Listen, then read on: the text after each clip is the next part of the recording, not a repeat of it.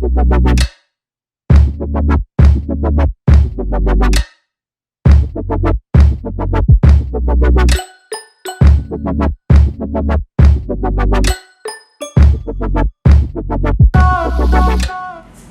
halo Netizen. Sesuai dengan yang udah kita sebar di Instastory BEM Universitas Budi Luhur, kita bakalan bicara nih sama teman-teman yang baru aja pulang dari KKN. Mungkin pertanyaan basic dulu ya, untuk perkenalannya nih dari abang-abang. Silahkan, dari silakan Bang Sehan. Ya, nama gue Sehan, gue KKN di Jambi. Nama gue Johnson, gue KKN di Bali. Nama gue Afrisano Marco dari KKN Klaten. Kenalkan, nama gue Hafiz, gue dari KKN Tasikmalaya. Abang-abang kalian ini KKN-nya barengan bulannya atau ada yang beda-beda nih? Barengan semua. Kita periode keempat ya, berarti ya? Tiga. Empat. Kalau gue ketiga. Oh, kalau gue periode pertama. Oh, di sana. Iya. Di sana Beda-beda. tapi kalau Budi Luhurnya itu kita keempat kan? Keempat.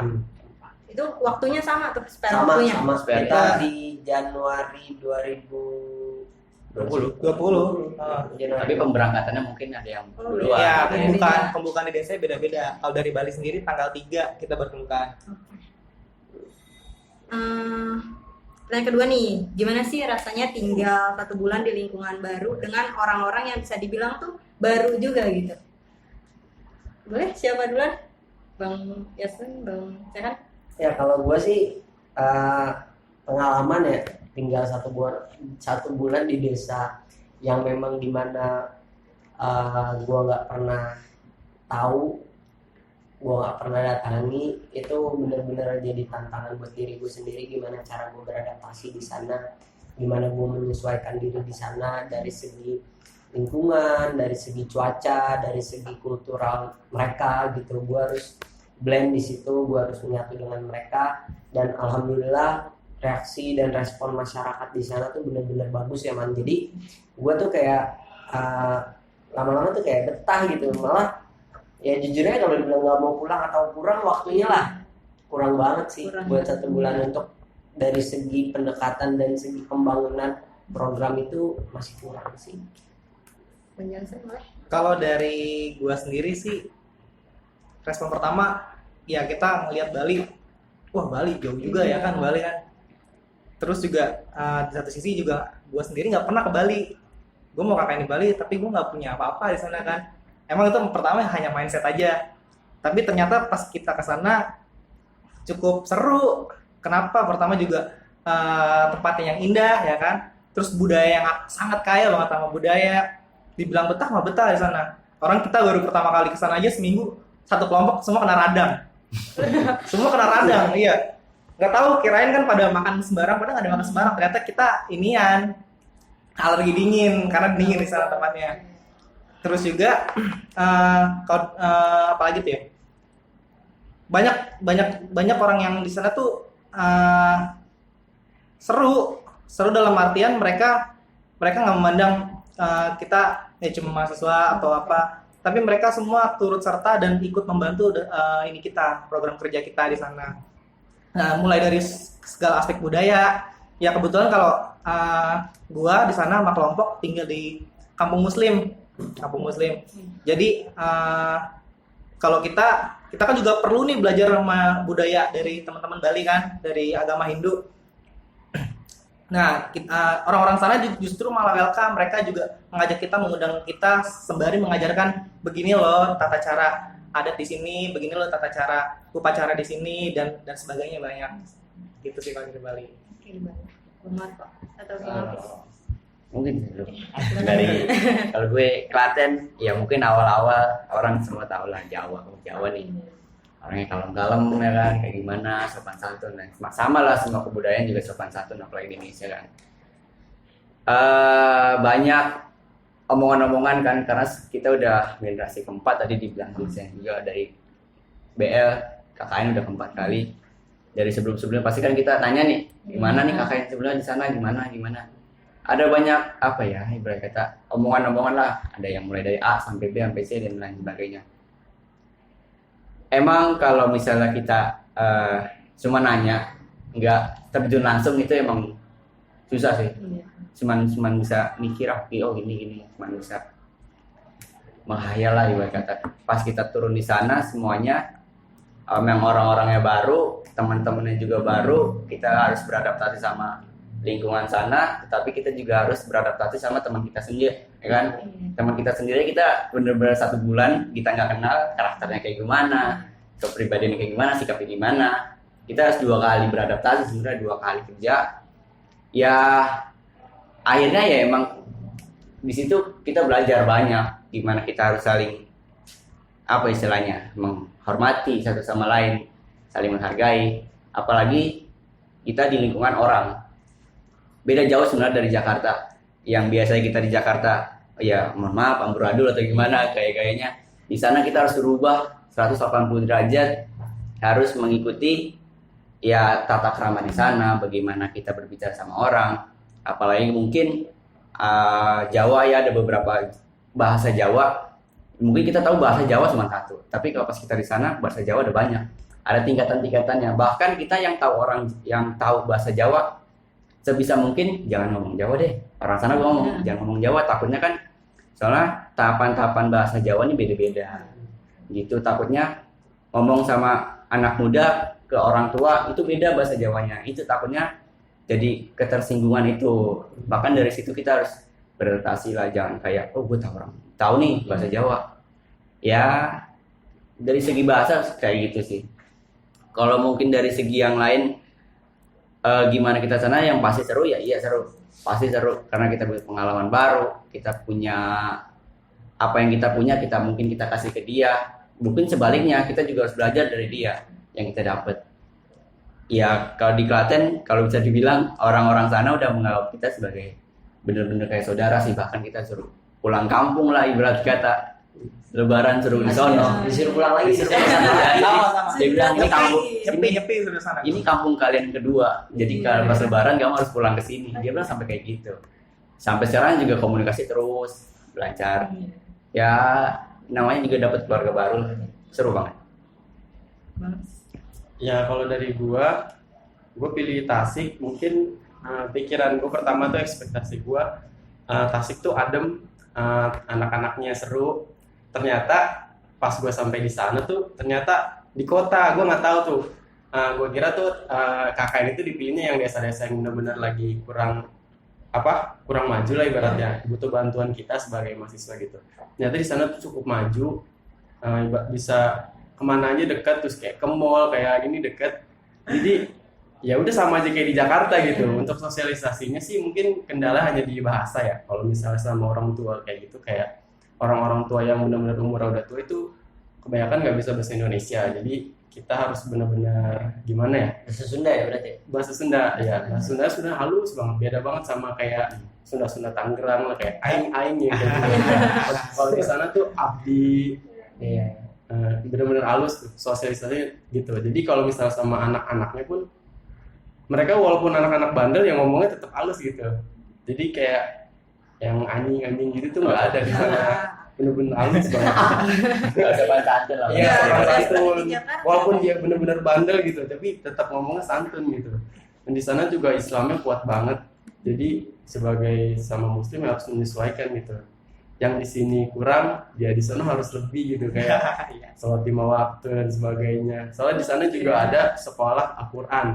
Jadi di sana tuh kalau ingin masuk SMP, mereka harus punya sertifikat sekolah Al-Quran gitu. Jadi syarat untuk masuk SMP harus ada sertifikatnya gitu. Itu sih kalau misalnya dari sosialisasi. Oke. Pas udah tiba di sana nih, yang pertama kali dilakuin tuh apa sih? Kita ini pasti pada penasaran nih kan, kayak misalnya pas datang ke sana apa langsung beres-beres atau belanja-belanja buat beli makanan atau segala macam gitu. Boleh dari Bang Marco dulu, mungkin dari tadi di sini murah. Boleh. Kalau gue sih, kalau di kelompok gue di desa Sukorojo, kita udah punya schedule ya, minggu pertama, kedua, sampai ketiga. Itu schedule. Biasanya Kita ngomong schedule ya. Iya. Kita ngomong schedule. Kacau, ini yang baru nyampainya doang nih ngapain? Iya, nyampainya doang.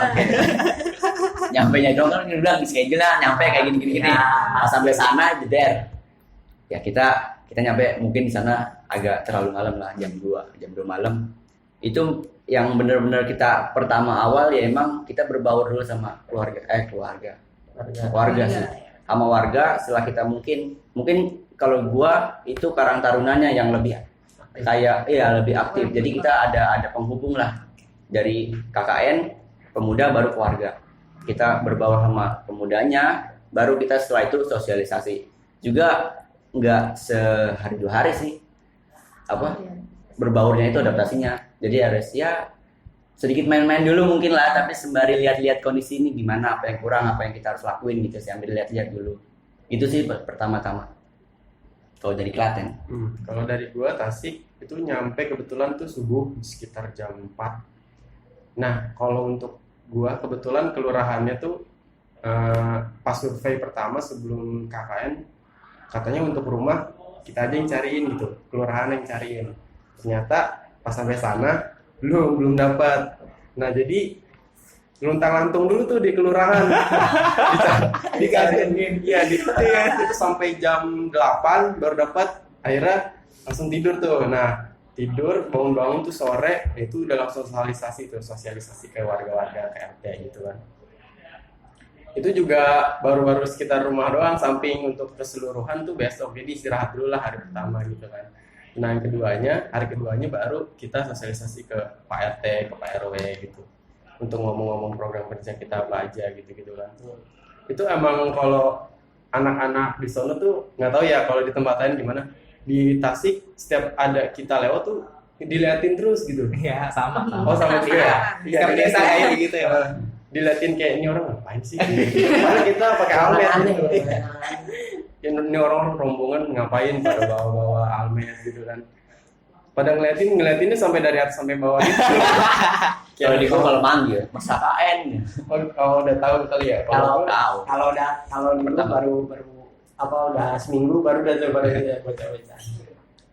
Iya, kalau dari gue itu sih hari pertama gitu, sosialisasi itu pertama. Boleh Bang Yusen atau Bang? Kalau di Bali kita nyampe itu waktu itu jam 10-an kalau nggak salah. Jam 10 ya malam, jam 10 malam. Kita kan naik bus tuh dari Jakarta.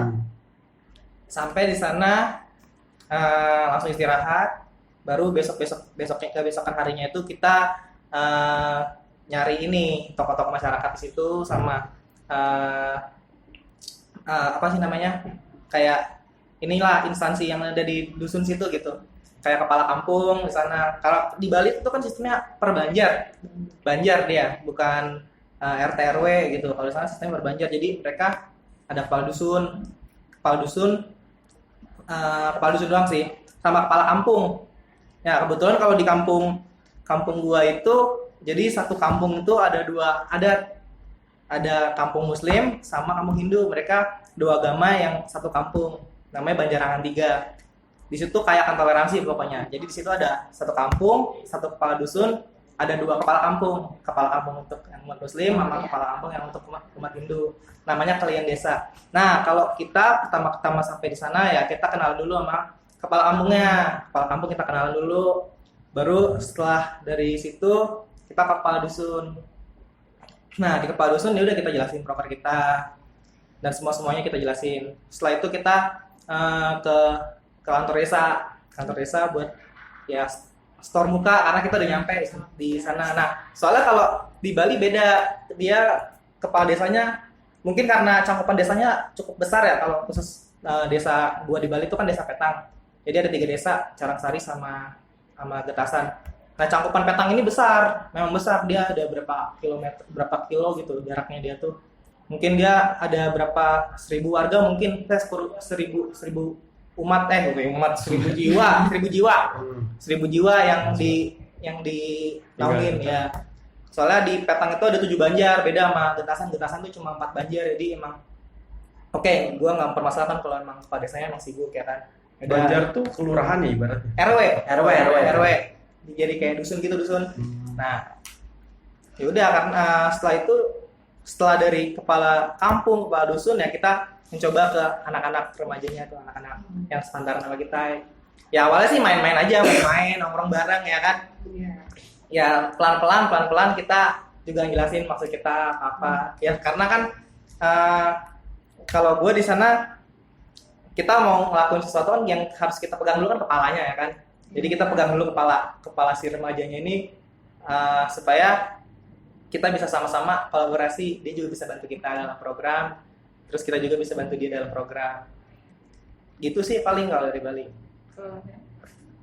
Gue sih macem-macem ya, karena gue nyampe malam jadi langsung ada penyerahan dari DPL ke Kadus, karena gue tinggal di rumah Kadus. Sama gue kayak Jensen mungkin kayak Bali ya, jadi di sana nggak ada RW, modelan dusun 1, dusun 2, dusun 3. Gue tinggal di rumah salah satu kepala dusun, jadi diserahkan, istirahat, malam besoknya udah nggak jelas lah pokoknya. Udah ada yang berenang, udah ada yang nyemplung ya kan, udah ada yang kemana-mana, udah pokoknya ya. Karena memang di tempat gue sendiri kan memang apa ya, masih sampai orang sana pun menilai ya kita tuh dimanjakan banget sama alam. Jadi dari hasil hutan, hasil sungai, semuanya itu memadai untuk kehidupan mereka. Jadi kita yang biasa di kota ketika nyampe di sana bawaannya tuh mau menjelajah aja gitu. Kita kemana, ada yang udah nyemplung di sungai ya kan, ada yang nanya-nanya kalau hutan aksesnya gimana, udah muter-muter desa segala macam, sosialisasi. Pada umumnya malamnya baru kita ada pertemuan sama perangkat-perangkat desa, lama-lama kita perkenalan, kita sharing program apa aja gitu sih kalau awal-awal nyampe. Yang paling apa ya gokilnya itu pada nyemplung kemana-mana ya. Bener-bener kayak belum kenal warga tapi udah berenang aja gitu. Udah lihat sendiri. Bener. Terus sebelum KKN nih, biasanya pasti ada persiapan dong yang dilakuin per kelompok ataupun per individu. Persiapannya apa aja sih? Biar teman-teman KKN yang nanti nih periode nanti tuh tahu apa aja yang perlu disiapin. Kalau dari Bali sendiri sih pertama tuh survei sih kalau bisa dari jauh-jauh hari. Karena apa? Kita harus tahu kondisi di sana tuh seperti apa yang mereka butuhkan, yang kiranya apa yang bisa kita kasih di sana. Jadi kalau dari Bali sendiri mungkin rada sedikit melenceng dari apa yang udah dikonsepkan karena kurangnya survei. Nah, kalau di Bali itu awalnya dari kelompok gue sendiri tuh pengen ngasih edukasi tentang kesehatan pertama. Sehat. Terus juga ada charity tentang donor darah, terus ada tentang pengecekan mata dan segala macam gratis. Tapi ketika kita sampai sana, kalau bisa dibilang di desa gue itu udah cukup maju karena semua tunjangan sama pemerintah tuh disediakan, bahkan orang dari lahir sampai mereka mati pun tuh ditanggung sama pemerintah di sana.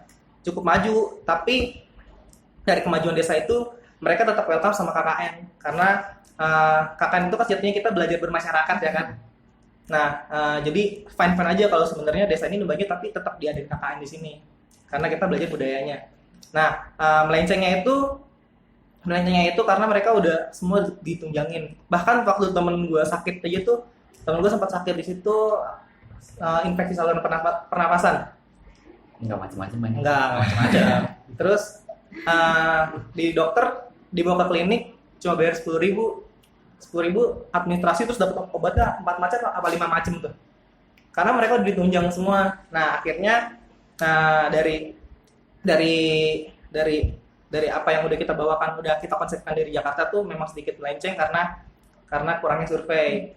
Lalu selanjutnya ya paling harus diadakannya tuh pertemuan sebelum dari jauh-jauh hari kita udah harus mengkonsepkan nih dan siapa yang akan benar-benar kita mau bawa apa dari Jakarta nih ke desa. Jadi itu sebenarnya survei kalau dari Bali sih. Kalau gue sih mungkin kalau yang standar nggak usah lah ya, kayak baju berapa masa itu masing-masing ya. Kalau gue sih lebih ke ini sih, kesiapan dari diri sendiri.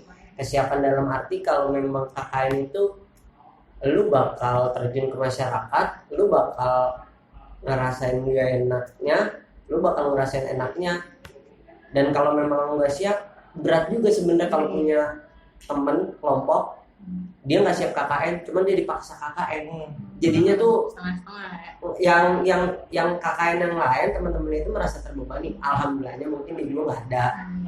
Tapi kalau gua sih lebih menekankan ke persiapan itu, walaupun awal-awal mungkin ya homesick atau ya biasa lah, maksudnya ada Mental. kawan rumah ya dan segala macam. Cuman ya kalian harus tetap menjunjung tinggi dari esensi KKN ini gitu. Nggak boleh sampai itu kebawa ke masyarakat, nggak boleh sampai mengganggu proker, jangan sampai jadi memperhambat teman-teman yang lain. Jadi kalau dari persiapan yang paling penting itu ya persiapan dari diri sendiri dulu sih, yang mulai mental lu harus siap gitu, jauh dari orang tua lu harus siap fight di sana. Survive. Survive. Bener. Kalau dari gua, benar kata Jameson tadi itu survei. Nah, sebelum survei itu yang kita utamain itu proposal nih. Yang benar-benar harus dikebut tuh proposal, karena Itu dia. kalau kita survei Bawa proposal. harus bawa proposal Iya. kan. Nah, itu kalau misalnya proposal di ngaret-ngaretin, survei pun jadi lebih ngaret gitu. Iya. Jadi kayak untuk persiapan kita mau lokasi KKN di mana, apa untuk bangun rumah RCBL di mana, itu kan kita harus benar-benar banyak persiapan ya.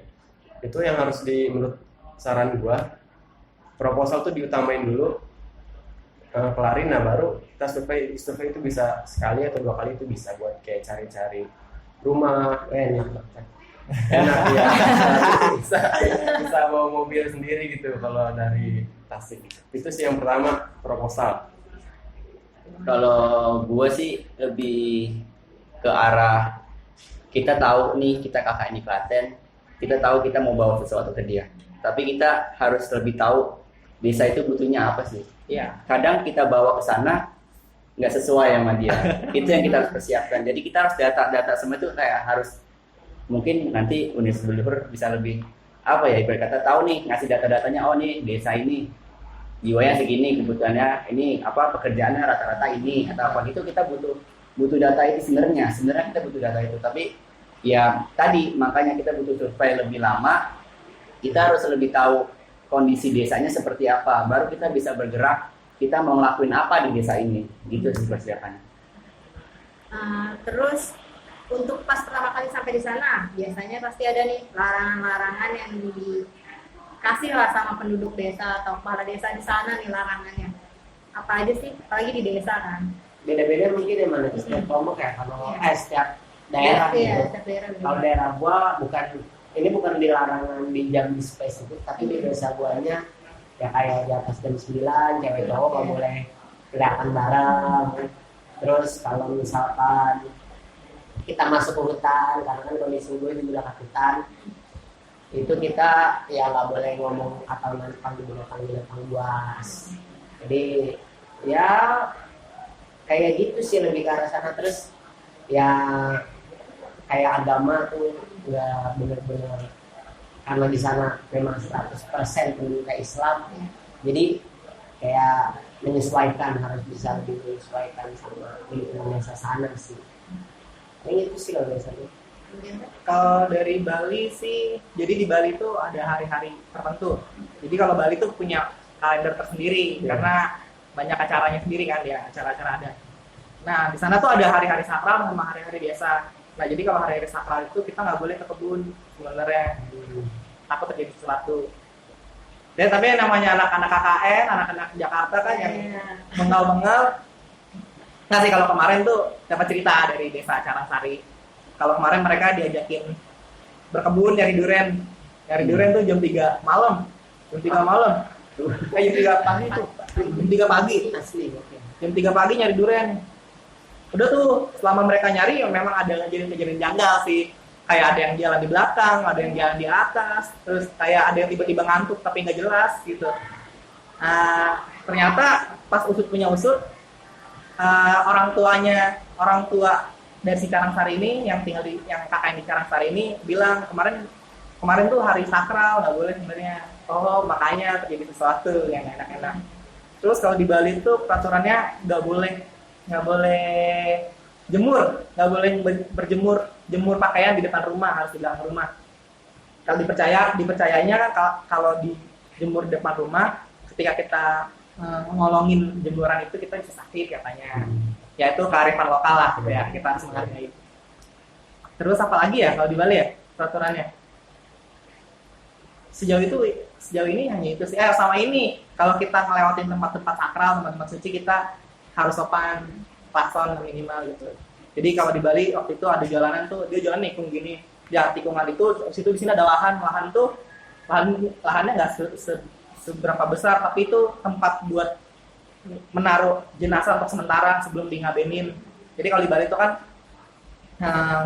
mau ngaben tuh nggak bisa sembarang hari, harus nunggu hari bagus sama hari biasa gitu. Nah, jadi kalau lagi hari-hari suci, hari-hari sakral gitu, hari-hari raya nggak boleh orang tuh diabenin. Jadi ditaruh dulu. Nah, itu tempat buat naruh jenazahnya di situ. Nah, biasanya kalau di situ tuh langsung pin gitu, sekali 2 kali. Kalau nggak mau lewat border langsung dikit pin gitu. Ya sopan dan kesempatan. Kalau di gua di Klaten ya mungkin lebih ke larangannya yang tadi gua bilang pertama masih sopan santun, bahasa Jawa banyak. Jadi ya itu tadi yang bahkan yang ada di desa Kadibolo. Ada orang sana. Jadi anak kakek kita juga anak Budi Luhur. Dia orang sana, orang Wedi, kita di Kecamatan Wedi. Orang Wedi sana dititipin pesan sama yang punya rumah lah ibarat kata di sana yang kita tinggalin. Itu kalau saya jangan ngomong bahasa Jawa walaupun kamu bisa, soalnya takutnya kan kamu nggak tahu apa dari anak kecil ke orang dewasa ke anak kecil itu beda-beda bahasa Jawanya. Jadi ya lebih ke bahasa sih kalau larang-larangan di Klaten itu. Sopan santun juga pasti ke semua warga, apalagi yang lebih tua kan, karena kan di sana juga mayoritas lebih banyak orang tua dibandingkan anak muda. Itu sih sopan santun dari bahasa kalau di Klaten. Kalau dari gua Tasikmalaya general aja sih, maksudnya kayak peraturan-peraturan umum, kayak kebetulan di sana walaupun kota itu habis isya tuh udah benar-benar sepi, benar jalanan udah nggak ada orang. Itu walaupun kota ya, itu bisa disebut sebagai kota pun sepi. Sekitar jam 8 tuh udah nggak ada motor, nggak ada mobil lewat, benar-benar sepi, cuma ada lampu di jalanan. Jadi misalnya itu cuma bisa ngatur ini aja sih, tempat misalnya kayak habis dari jam 8 udah nggak boleh berisik, nyetel lagu yang kencang itu udah nggak boleh. Terus kalau misalnya pesan dari Pak RW-nya itu kebetulan karena daerah gue itu di Linggajaya, Islamnya kuat banget, nggak di Linggajaya doang sih, di seluruh Tasik. Jadi kalau bisa sebagai pendatang itu menyesuaikan gitu, kayak kalau ada pengajian ikut walaupun sekali 2 kali gitu ya. Jadi biar warganya tuh nggak pendatang tapi kok sombong gitu. Jadi kita harus menyesuaikan gitu. Larangannya itu aja kalau dari Tasikmalaya. Oke, terus ada nggak sih hal lucu yang dilakuin sama teman-teman kelompoknya? Biasanya nih baru ketemu teman baru nih kan karakternya kan ada aja nih ya karakter yang tiba-tiba tuh entah yang random lah kalau kata kita mah ya, random atau apalah gitu yang bikin lucu selama KKN 1 bulan itu. Iya, tingkah lakunya boleh. Apa momen bisa, tingkah laku bisa, apa aja deh yang lucu banyak selama KKN. pasti banyak Yang paling lucu biasanya ada nih. Pasti banyak sih, Yang ingin dibatasin maksudnya. Oke. Kalau dibatasin apa ya? Satu, Mungkin dari satu. Boleh deh, satu deh. Satu aja. Iya, yang paling berkesan lah. Sebenarnya bukan terjadi di gua, cuman di temen gua. Jadi di sana sebelum gua kan dari bis itu kan ke membuat pendopo bupati. Gua tinggal dulu semalam di situ, baru besoknya berangkat ke desa. Ketika dilepas sama wakil bupati pada saat itu, dimintalah salah satu anak KKN untuk membacakan doa di situ. Salah satu temen Udah gua lucu duluan nih, belum selesai ceritanya. Salah satu temen gua ngebacain doa ya kan. Disuruhnya cuma ngebacain doa. Anaknya malah curhat di depan wakil bupati. Pertama curhat ya kan, saya asal dari kalau gue sebutin ntar anak-anak nonton malu. Ya, saya asal dari sini, sama di kampung saya juga karet itu, saya seneng bisa ada di sini. Malah disuruh doa tuh, pembacaan doa. Gimana sih MC manggil kan pembacaan doa? Membaca doa di kampung saya juga dulu banyak ini. Ya langsung saja kita mulai doanya, semuanya udah angkat tangan. Set, dia ngomong lagi. Mohon maaf saya nggak bisa public speaking ya. Jadi itu momen dimana ngeprank wakil bupati. Bupati di prank, udah naikin tangan ya kan. Mohon maaf ya kalau bahasa saya banyak salah, saya nggak bisa public speaking ya udah. Mau disuruh baca doa. Pak udah aduh. Seenggaknya Fatihah lah ya yang general gitu. Enggak, dia doa benar-benar abis itu dia doa gitu. Tapi sebelum doa dia udah berhenti ngomong. Ya kan semuanya udah ngangkat tangan. Ya mari tundukkan kepala kita ya kan. Terus udah angkat tangan, ya kan dia ngomong lagi, nggak ada langsung doa gitu. Jadi kalau di Bali itu ceritanya bukan sama KKN tapi sama anak desanya. Jadi di sana itu kan desa. Jadi emang kan yang tadi saya bilang kan di desa itu kan sudah ditunjang semua wifi ditunjang sama pemerintah. Bahkan anak SD aja dari kelas 5, kelas 6 tuh dikasih laptop sama sekolah. Saking majunya itu desa. Nah, jadi dia diadakan wifi itu kan supaya orang tuh malam ngumpul di situ, nggak buat onar, nggak buat nongkrong nggak jelas ya kan. Di situ ada anak kelas 5 SD, ngumpul dia bertiga di depan Balai Banjar situ yang ada wifi-nya. Dia ngeliat temen ini namanya Ibnu, lagi main game cacing. Udah ngeliat nih, seru banget nih gitu. Ngeliat, kira dia penasaran, dia ikutan download. Dibuka di Google, ditulis permainan kayak Ibnu. Beneran ditulis kayak gitu. Permainan kayak Ibnu. Gimana peluangnya? Makanya gue juga bingung. Emang Google tahu Ibnu? Ada berapa juta Ibnu nih? Terus dengan anak yang sama. Jadi emang nih anak nih udah kelas 5 itu tapi belum bisa baca. Dia main kan, posko main gitu. Sambil megang HP. Ternyata di HP dia main WhatsApp kan. Lah, kamu bukan nggak bisa baca? Iya. Tapi main WhatsApp? Iya gitu. Coba pinjam HP-nya, buka. Pas dibuka WhatsApp-nya cuma emot. Kamu nggak bisa baca. Oh my god. Kirim emot doang. Salah, itu inovatif loh. Anak kelas 5 SD bisa. Oh iya, karena gue nggak bisa baca, yaudah kirim emot aja. Mungkin mana ngerti gitu. Pemanfaatan fitur. Betul. Ekspresi. Akhirnya. Bagus. Bener-bener bisa. Itu punya akal ya. Ya nggak salah sih. Yang mau ketinggalan zaman tapi memaksakan diri. Iya. Jadi kalau yang itu memang kurang update kan anaknya. Ada lagi satu anak. Ini kejadiannya di salah satu teman gue yang desa Carangsari. Jadi mereka kan ngajar ke sekolah-sekolah. Ternyata anak di sana udah pada main HP kelas 3 SD. Ngecatin terus nih, Kak, Pak, di mana Kak? Gini. Nggak dibales, dikasih stiker. Sepi nih, gitu. Sepi nih. Sampai akhirnya berujung pada chat yang, Kak, di mana? Aku di rumah nih. Nggak ada orang tua. Mati guys. Rumahnya sepi nih, nggak ada orang tua. Wah. Rumahku sepi nih, nggak ada orang tua. Rumahku sepi nih, nggak ada orang tua. Dia belajar dari mana? Terus kata temen gua, Maksudnya udah nemenin kan? Iya. Belajar. iya. Iya. Rumahku sepi nih Kak, gitu katanya. Terus kata temen gua, untung kelas 3, kalau SMP juga tungguin lu. Aduh. Aku sepi nih. Wah, anak gue ini ternyata mantap-mantap ya. Banyak barang kali. Iya. Kalau gue dari Tasik, hal lucunya kalau dari warga, ini ada 2 versi nih, dari kelompok gue sendiri sama warga.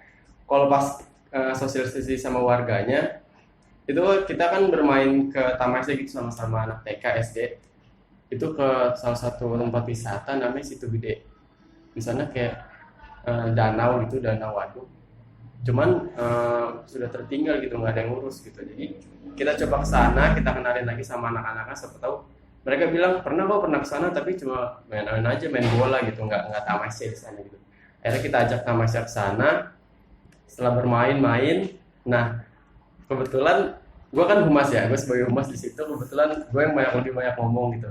Jadi saat anak kita mau penutupan, mau pulang, itu sama kayak tadi yang Sehan bilang, suruh baca doa. Nah mereka kan Islamnya kuat ya, jadi doa, berbagai macam doa ibaratnya tahu lagi. Kalau kita kan kayak doa makan, doa tidur gitu-gitu doang ya. Pas mau pulang kita disuruh baca doa mensyukuri nikmat. Apa tuh? Gue nggak tahu. Gue juga baru tahu pas di situ doang. Nah kebetulan bocahnya pada ngomong, itu Bu, kafis. Mati gue. Mana nih? Di tengah-tengah kan bikin lingkaran gitu ya. Gue di tengah-tengah. Ayo adik-adik kita baca doa mensyukuri nikmat. dimulai dengan adik-adik dulu, nanti kakak ngikutin. Improvisasi. Iya, nanti kakak ngikutin ya. Oh iya. Yo kakak nggak bisa ya, ngaku deh. Bisa, tapi kamu duluan aja, kakak mau tahu. Cari alasan gitu. Nah kalau di kelompok gua lagi nih ya. Emang aja lu kayaknya. Nggak tahu. Gua kan, gua bukan penakut nih. Gue cuma takut sama satu hal, mistis, pocong. Jangan gue nggak takut tuh sama pocong, dong gue takut. Nah itu setiap malam ada aja gitu yang iseng. Ada yang pakai mukena lah dari luar jendela. Terus gue dibilang buta atau apa, kan gue pakai kacamata ya. Jadi kalau di rumah kan gue suka nggak pakai kacamata gitu.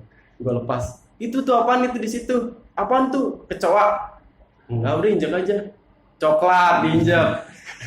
Disengin kayak gitu. Gitu sih yang lucunya paling yang mungkin berkesan. Disangin anak kecil berkesan banget ya. Iya. Kalau dari gue kelihatan sih kayaknya dari teman-teman sendiri sih. Emang kelakuannya nggak ada yang beres. gue udah aduh gue nggak ngerti nih. Jadi kita sih dari kita aja nih teman-teman KKN kan main di depan teras rumah anak laki-lakinya main. Jadi kita main biasa lah, main stand up. Jadi kita tuh ada kita dari macam-macam. Ada anak Flores satu, terus satu lagi juga anak Betawi, satu lagi Jawa. Ini orang yang nggak bener emang dari Flores nih. Gue tahu. Ini orang-orang nggak beres dari Flores ya. Gue tahu orang. Ini kalau tahu nih orangnya nonton. Dia bener-bener apa ya? Emang lagi stand up enak, lucu. Dia stand up. Kalau di Flores nih, coba kita bayangin perbandingan di Flores sama di Jawa. Kalau main Jawa mungkin sopan satu nih, main bolanya sopan satu, nggak berani sliding. Kalau di Flores kita nggak berhenti kalau kita nggak baku hantam. Itu kita semua ketawa ya, semua ada beberapa yang ketawa semuanya. Ini yang ada satu teman gue emang orangnya gue nggak ngerti kenapa sih dia diem. Orang ketawa-tawa semua dia diem. Orang kita semua lagi ngetawain si anak Flores ini. Dia cuma bilang, gue belum pernah keluar kayak gimana sih, anjing, kata gue nih orang gak jelas banget, diem tapi gak punya hayalan kayak apa, mikir gitu ya. Iya malah mikir. Astagfirullahaladzim, kata emang nih orang ya bisa dibilang sih introvert atau gimana, gue gak ngerti lah. Kita ketawa-tawa dia, gue gak pernah Flores kayak gitu. Jadi dia nggak tahu. Itulah, ya banyak sih sebenarnya kelakuan yang di luar Pasti Banyak sebenarnya. sebenarnya. Makanya gue bilang kan tadi mending batasin. Kalau nggak dibatasin gue banyak Iya, banget. sampai habis cerita sama lucu Cuma semua ya. cerita di sana doang. Oke, berlanjut ke pertanyaan selanjutnya. Hal apa aja sih yang menarik dan baru ditemui di tempat KKN? Yang nggak ditemui di Jakarta, ditemui di tempat KKN. Suku anak dalam sih kalau gue. Suku anak dalam. Ya orang rimba yang benar-benar tinggal di hutan. Oh, ketemu. Ya emang kita kan kalau kelompok gue itu kan Jambi itu bangun RCBL itu di tengah hutan untuk mereka belajar baca dan nulis karena mereka belum bisa baca, belum bisa nulis. Pakaian seadanya, makan hasil hutan, butuh uang cuman buat beli motor sama beli rokok. Mereka ya ini dia memanfaatkan hasil alam dan mereka yang menjaga alam, mereka nggak ngurus alam. Itu menurut gue salah satu momen yang berharga banget yang mungkin sampai gue dimanapun nggak akan bisa gue bayar, nggak bakal bisa gue ulang. Dan ya kalau dari diri gue sih gue pengen banget ketemu mereka lagi gitu suatu saat nanti gitu. Kalau gue ada rezeki gue mau berangkat ke sana. Sih yang menurut gue berharga banget sih pengalaman itu. Itu yang dimaksud anak rimba tuh gimana? Iya itu anak Kayak rimba. dalam- Jadi anak rimbo kalau bahasa sananya. Jadi dia tinggal di hutan dan memang dia tinggal kayak cuman di atas ditutupin, bawahnya cuman dipakai kayu-kayu aja, kayu-kayu bulat, udah mereka tidur di situ. Jarak satu rumah ke rumah lainnya ya bisa misalkan 50 meter, 100 meter, dan itu di hutan, bener-bener di tengah hutan. Tinggalnya di tengah hutan. Kalau dulu mungkin masih pakai obor atau gimana, kalau sekarang udah ada yang pakai lampu. Listrik lah Ya kalau listrik sih enggak, Oh, cuma listrik. lampu ini jangan baterai. Ciri-ciri Lampu baterai. fisiknya gitu maksud gue, kayak ciri-ciri fisik. Enggak sih. Dia nggak pakai baju. Iya, nggak pakai baju, tapi udah ada yang pakai baju juga beberapa, cuman pakai celana ada yang pakai tanah, ada yang pakai cawat. Cawat itu yang nggak pakai apa-apa, cuma ditutup kain, pakai cawat. Terus kalau ciri-ciri fisiknya sama kayak kita sih, cuman ya nggak ada bedanya. Cuman yang paling kalau yang orang-orang apa ya namanya Temenggung Adat, yang orang-orang tingginya di situ gondrong, jenggotan gitu sih. Tapi Jadi bisa bahasa Indonesia. nggak bisa, itu orang bisa bahasa Jambi ya, hidupnya gitu berburu, terus ya memanfaatkan Tapi alam sempat dengan ngobrol sebaik. juga gitu. Kelompok bangsawan itu sempat ngobrol. Iya, sempat ngobrol karena kan kita di sana ada guide-nya, ibaratnya ada yang menuntun kita, ada yang menuntun kita buat ketemu sama mereka. Dan mereka alhamdulillahnya ketika kita bikinkan RCBL, di situ kita sediakan buku, kita sediakan papan tulis kapur, mereka langsung, anak-anak kecil langsung belajar Excited A, gitu. B, C. Ya memang benar-benar nggak masuk pendidikan sama sekali. Itu di Tasik atau Klaten?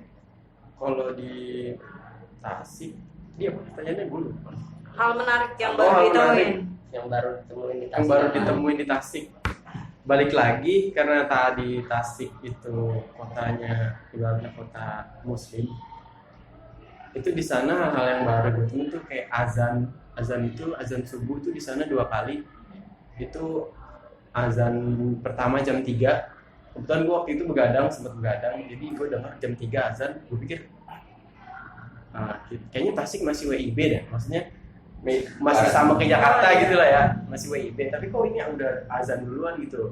Oke, gue diemin tuh, kalau gue sholat, gue tunggu sampai jam 5 nih, kalau jam 5 udah nggak azan, berarti azannya jam 3, nah ternyata jam 5 azan lagi gitu. Ya udah habis itu azan, siangnya gue nanya ke Pak RW, Pak itu azan jam 3 itu azan apa ya? Oh itu azan untuk membangunkan warga. Soalnya aktivitas warga situ kebanyakan dari jam 3 itu udah mulai pada keluar gitu. Kayak mereka ada yang ke sawah, ada yang kerja juga kan, ada yang itu kebanyakan di sana tuh mata pencahariannya berdagang. Jadi mereka berdagang di sana itu mulai dari jam 3 pagi. Jadi, terus ada lagi mungkin kepercayaan Islam lain gitu ya. Kalau misal kita warga pendatang tuh kebetulan di RW gue ya, di RW gue itu ada setiap RW itu ada masjid jami, dikasih sama pemerintah tuh masjid jami itu satu gitu, kayak masjid besar gitu lumayan besar. Itu di sana salah satunya di RW gue, kita setiap pendatang tuh yang bukan warga situ, kalau kita sholat itu dipel, walaupun dikasih karpetnya digulung dulu, terus dipel lantainya gitu. Di Yang bagian pendatang aja tuh Di ya. bagian gua doang tuh yang gua sholat itu, nggak tahu kenapa. Gue nanya sama Pak RW-nya juga, itu emang budayanya di sini kayak gitu. Nggak ngerti budaya atau apa emang ajaran Islam kayak gitu. Itu sih hal baru yang gue temuin di sana. Kalau gue yang baru pertama kali rasain, ya mungkin gue dari kecil sampai gede gini di Jakarta kali ya, gue belum pernah yang namanya benar-benar kecil di desa atau gimana.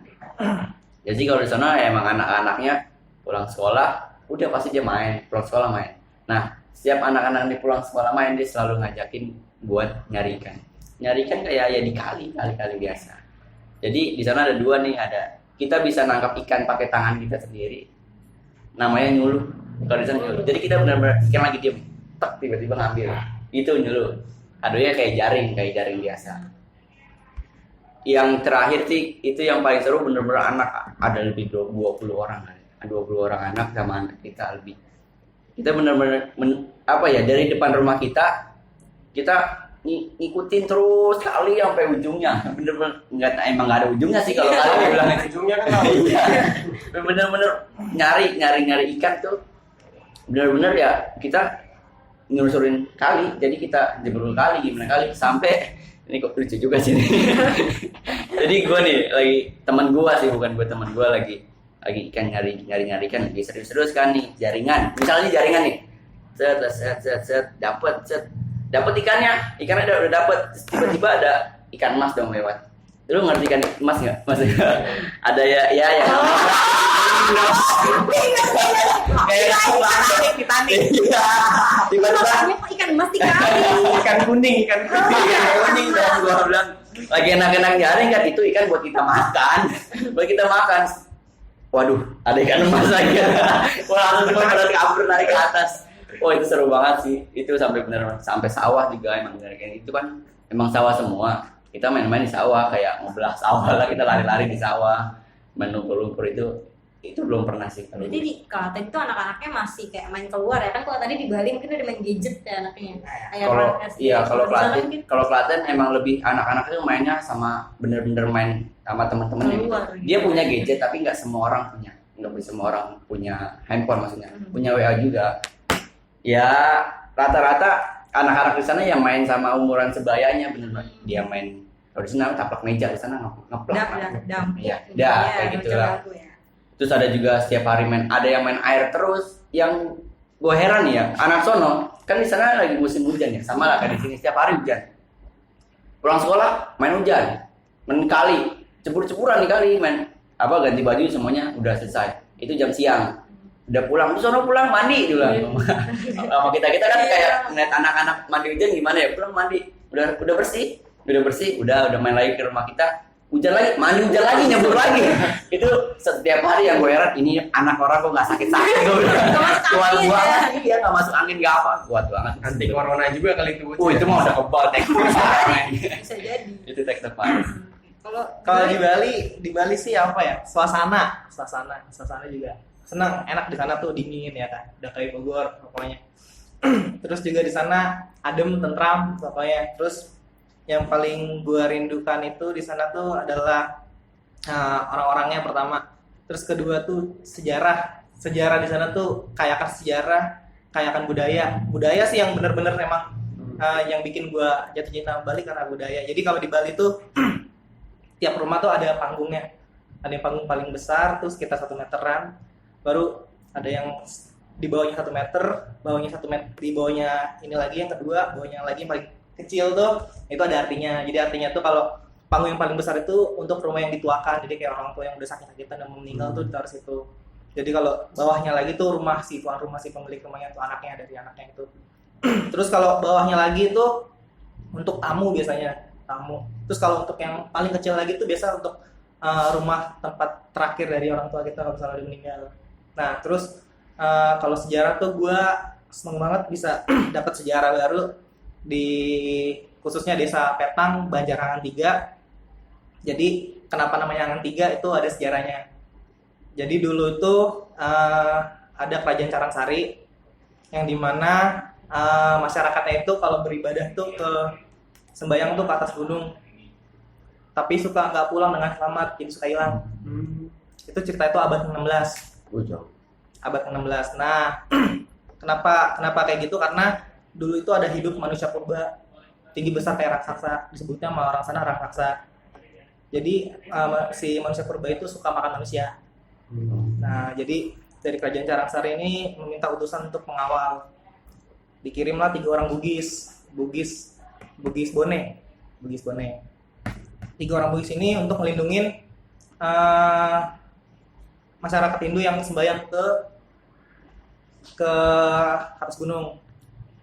Jadi selama ada 3 orang Bugis itu mereka aman, mereka pulang dengan selamat, jadi dijagain.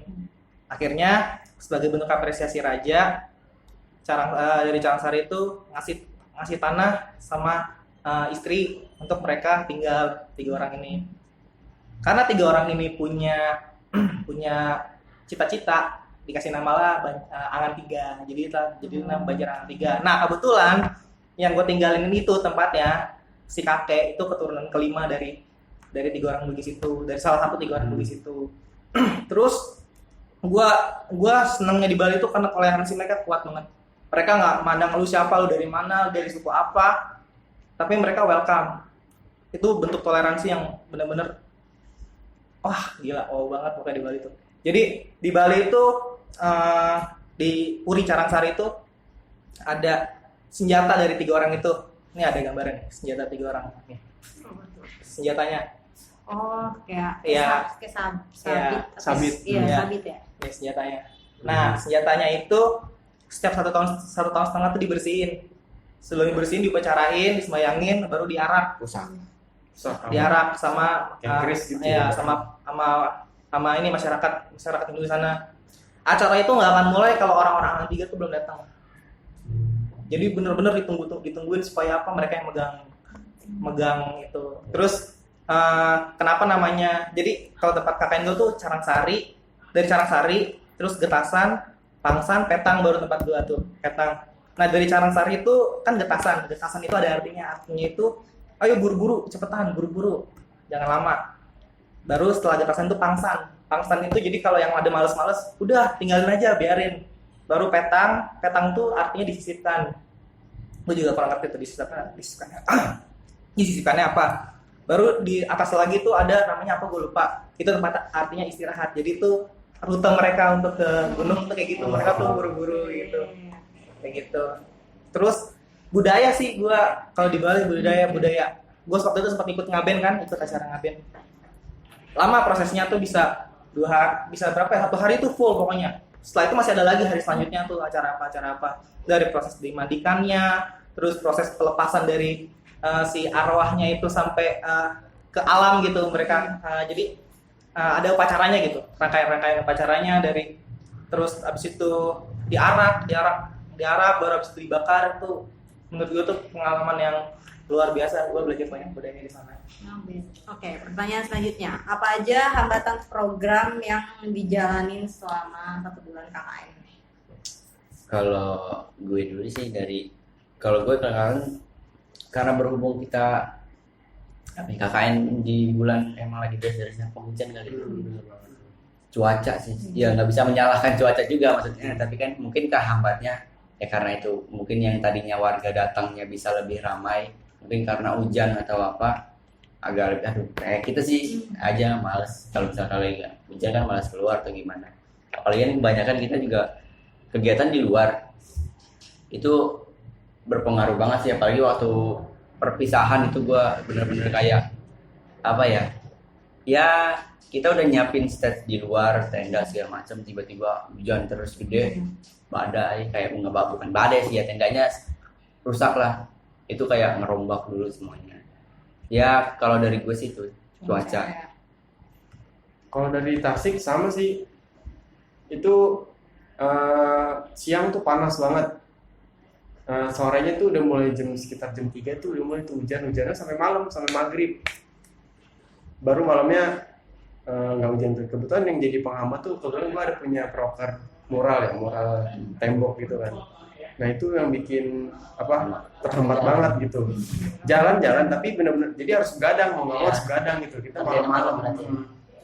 Siangnya panas banget, giliran pengen nunggu adem hujan gitu, jadi mau nggak mau ya udah malam lebih begadang sampai jam 2 gitu, orang baru pulang. Nah, tapi warganya pun memaklumi gitu, jadi kita dikasih listrik, dikasih itu sama Pak RT gitu, didukung lah ibaratnya.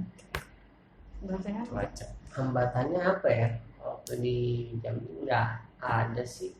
Mungkin kalau buat program kenapa nggak kerealisasi, mungkin kalau gua bener-bener kemarin tuh waktu Kurang itu bener-bener parah waktu. Gue cuma hitungan aktifnya tuh sekitar 21 hari pas dari 1 bulan. Jadi bener-bener kayak kurang banget sih, maksudnya. Jadi gue punya program banyak, akhirnya yang kerealisasi ya memang hampir semua kerealisasi ya, hampir semua, cuman kayak mau maksimalin dan tindak lanjutin untuk program itu kayak ke tahap selanjutnya itu jadi susah karena waktu sih, gue bener-bener kehambat waktu. Kalau dari Bali, kalau khususnya gue ya, hambatannya itu yang pertama seperti yang di awal memang survei, karena jadi ada beberapa program yang emang nggak jalan karena nggak sesuai sama realita di tempat. Terus kalau selebihnya sih nggak terlalu signifikan. Yang penting programnya jalan, maksudnya desa kita juga yang kita KKN ini programnya jalan semua gitu. Bisa dalam artian padat. Biasanya kan kalau KKN yang biasanya mereka udah nyiapin program tapi mereka juga bantuin program desa kan. Nah kalau di Bali sendiri kita udah nyiapin program tapi untuk program yang untuk desa ini nggak sebegitu banyak. Jadi kalau kita emang nggak maksimal di program kita ya gabut jadinya. Nah kalau di desa gua syukur semua program jalan. Cuma yang jadi hambatan itu karena kan kita nyampe situ kita nggak tahu seluk-beluk kampung kayak gimana. Jadi kita baru bisa akrab sama remaja Hindunya itu pas udah akhir-akhir udah mau selesai, seminggu sudah mau selesai. Sedangkan di di acara dari teman-teman Hindu itu mereka lagi proses pembuatan ogo-ogo yang dimana itu akan dilombakan, dan pun mereka juga minta tolong sama anak KKN supaya ngeditin videonya. Itu bisa dibilang sih kenapa baru ketemunya terakhir yang bisa dalam artian sih kalau dari KKN gue menyalahkan kepala dusun karena dia sebagai kepala dusun nggak memperkenalkan kita ke berbagai aspek dari yang organisasi yang ada di desa itu. Cuma iya aja sama minta tolong, tapi nggak kenalin kita ke, ya mungkin sih untuk seterusnya sih lebih inisiatif gitu kalau untuk KKN selanjutnya ya. Ada 2 pertanyaan nih dari IG. Yang pertama, kalau mau lihat rincian biaya KKN tuh di mana ya? Kurang ngerti juga nih, maksudnya rincian biaya KKN itu emang dikasih tahu atau gimana? Rincian Iya, makanya rincian dia itu emang nggak ada. Oh, Jadi ya. kayak gua nih kemarin bayar 2,5. Ya kan, gue bayar 2,5 tuh nggak jelas sebenarnya buat apa. Iya. Apakah 500 untuk transport, 1 juta untuk makan, 1 juta untuk program. Jadi 2,5 ya diserahkan ke kita. Manage Jadi semuanya. memang memanage-nya itu dari masing-masing kelompok. Ya. Cuman kadang malah dipotong lebih baik. Oke. Tapi rincian biaya ada di proposal gitu. Itu Ya, yang di ada. kelompok yang Itu diminta kelompok kan? juga. Iya. Jadi Dari kampus nggak? Nggak. nggak ada dari kampus tuh nggak ngasih rincian. Jadi lu bayar nih 1 bulan untuk biaya lu juga sebenarnya gitu. Jadi ya misalkan balik atau gimana, udah memang hak kita juga. Ya bisa Karena itu sih emang- biasanya biaya hidup sama biaya proker gitu itu bisa. Nah, Ini itu misalnya kita juga. Iya, kita yang juga. yang mau KKN juga. Iya. Jadi ibarat kata ya kita Kita manage dari kita untuk kita deh. Iya. Dari kita untuk kita. Dari kampus ya cuma nyerahin ini lu sana KKN. Kita tinggal milih doang KKN di mana. Terserah mau ngapain deh. Kita cuma Terserah gitu ya. memperkenalkan kampus ibaratnya. Iya. Kampus nggak ada. Kita nge-branding kita. Kita nge-branding kampus. Berarti benar-benar nggak ada informasi lebih lanjut atau apa? Nah, Menarik. Oke. Taunya pas udah tinggal bayar doang ya. Oh sekian. Oke, balik lagi. Pertanyaan dari Instagram. Emang benar kayak KKN itu bisa terjadi cinlok? Siapa nih yang mau duluan nih? ada sih. Ada. Kalau di gua ada ya sesama kalau KKN yang biasa kan rumah seatap. Iya. Sering kemana-mana bareng. Iya. Buat lu yang cinlok atau Kita kayak jadi lupa. Mantap. Kalau di gua Nah, ada, pastilah nggak bisa dipungkiri lah kayak gitu lah. tiap hari bareng-bareng, Pasti ada. jalan. Pasti biasa ada. biasa. Bagian Kalau Lemah yang kalau cinlok. di gua ada. Orang lemah yang cinlok. Kalau di gua ada nih. Cinloknya sama warga desa. Kurang ajarnya lagi. 2. Ini buat yang nonton nih. Tobat ya, beneran tobat. Oke. Mungkin Kalau itu dari aja. Tasik Ada lagi belum. Tasik. Oh, Tasik ada ternyata. ternyata. Mungkin gue bukan nuduh atau apa ya. Mungkin ada, mungkin ya. Gue nggak tahu kan karena kebetulan gue satu doang cewek. Underground kali. Gue nggak tahu nih buat lo. Si lo sama siapa gue nggak tahu nih. Tiap hari ke pasar bareng kan, masak bareng. Ya ada lah, pijit-pijitan dikit. Ya, mungkin ada nggak kejutan gitu. Iya. Kejutan. Ada, cuman nggak mengungkapkan, cuman mungkin ada. Kelihatan perasaan, lah ya. Oke. Jadi buat pertanyaannya, apakah KKN itu bisa terjadi cinlok? Itu pasti. Karena selama sebulan bertemu orang baru, soalnya kayak kepicut lah ya. Iya. Melihat ini sifatnya beda nih, gitu. Kalau cinlok, Gemes nih, gemes. aw. Oke. Mungkin itu aja Udah. pertanyaannya. Siap. Terima kasih buat abang-abang yang Sama-sama. sudah mau meluangkan Sama-sama. waktunya bercerita tentang Sama-sama. KKN, dan semoga mahasiswa dan mahasiswi yang periode selanjutnya yang KKN lagi nanti bisa mendapat apa ya, Manfaat. manfaat lah ya, manfaat dan saran dan tahu apa aja yang harus dipersiapin. Oke. Sampai ketemu lagi di podcast selanjutnya dengan narasumber yang berbeda. Saya Manda undur diri. Dadah. Ya.